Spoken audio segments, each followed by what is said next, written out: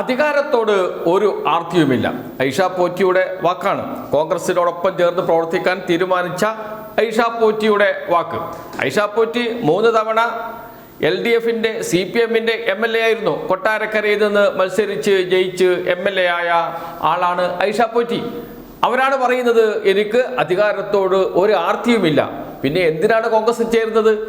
MLA ആകാൻ അധികാരത്തോട് ആർത്തിയില്ല എന്ന് പറഞ്ഞ് MLA ആകുന്നതിന് വേണ്ടി കോൺഗ്രസിന്റെ കാൽക്കീഴിൽ പോയി വീഴുന്ന ഐഷ പോറ്റിയാണ് കാണുന്നത്. ഐഷ പോറ്റിയുടെ വാക്കുകൾ നമുക്ക് ആദ്യം കേൾക്കാം. സത്യസന്ധമായിട്ട് ഇടപെടുന്നതിന് നഷ്ടമുണ്ടോ? ഒന്നും കിട്ടാനല്ല ഇതിലൊന്നും വരുന്ന. അധികാരമോഹിയല്ലാതെ ഞാൻ പറഞ്ഞിരുന്നു. ഞാൻ അധികാരമോഹിയല്ല എങ്കിൽ എനിക്ക് കഴിഞ്ഞ തവണ തന്നെ എന്നോട് എന്തെല്ലാം ആൾക്കാർ വന്നു. ഞാൻ ഡിസ്ക്ലോസ് ചെയ്യില്ല ഇവിടെ.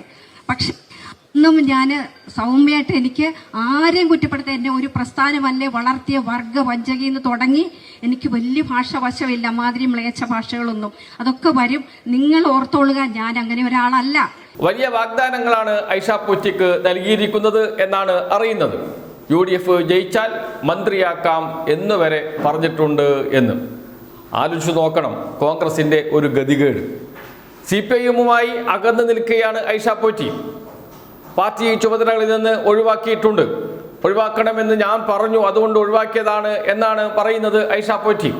എന്നിരുന്നാലും ഒഴിവാക്കി എന്നത് സത്യമാണ്.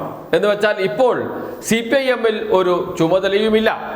അങ്ങനെ സാങ്കേതികമായി CPIഎമ്മിൽ നിന്ന് മാറ്റി നിർത്തിയ വ്യക്തിയാണ് കോൺഗ്രസിലേക്ക് കൊണ്ടുവരുന്നത്. എന്ന് വെച്ചാൽ മാലിന്യങ്ങൾ പെറുക്കി നടക്കുകയാണോ കോൺഗ്രസ് എന്ന് ചോദിക്കേണ്ടി വരും.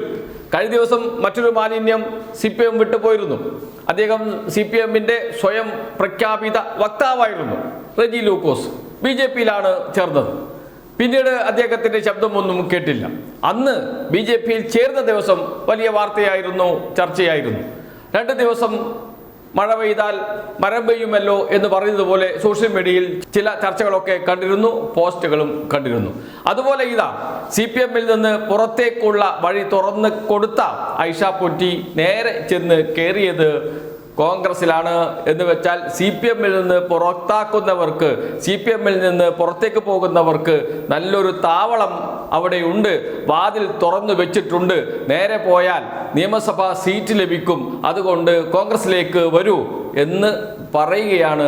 ഈ മാലിന്യങ്ങളെല്ലാം പെറുക്കി കൂട്ടുന്നത് എന്തിനാണ്?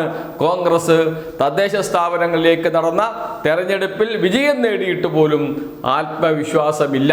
അതിൻ്റെ ഏറ്റവും ഒടുവിലത്തെ ഉദാഹരണമാണ് ഐഷ പോറ്റിയെ പോലെയുള്ള ആളുകളുടെ പിറകെ കോൺഗ്രസ് പോകുന്നത്.